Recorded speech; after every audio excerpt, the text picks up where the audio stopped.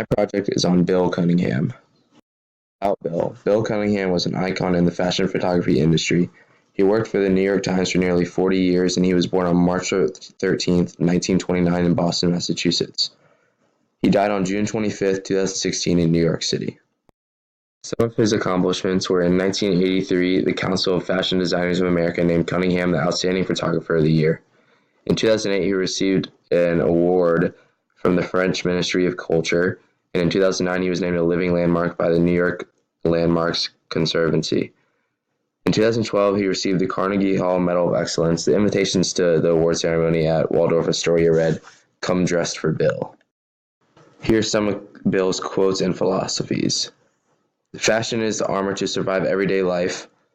Money is the cheapest thing. Liberty is the most expensive. And he always declined gifts from people he photographed. He never sold his photos because he felt as though he was guilty for stealing their shadows. Some fun facts about Bill. He decided to officially work for the New York Times for the healthcare after he was hit by a truck while riding his bike. He rode his bike every day of his career, and he had a signature outfit so anyone could recognize him: black sneakers and a blue workman's jacket.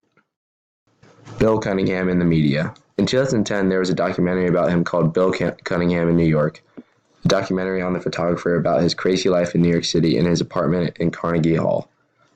In 2012, he also was featured in BBC's The Culture Show.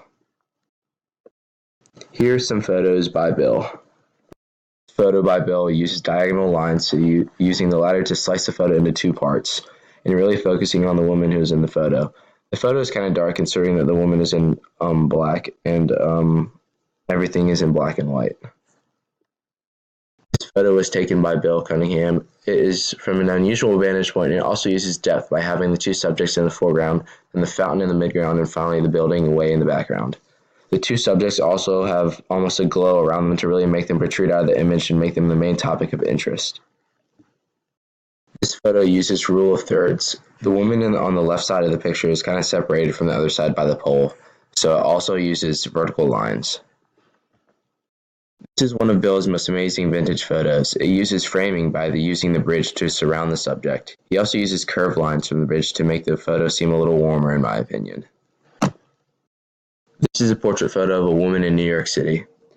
He uses curved lines from the building in the background as well as semi-vertical lines from the trees.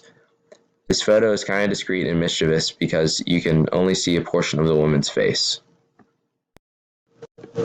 And these are my citations that I use for the PowerPoint.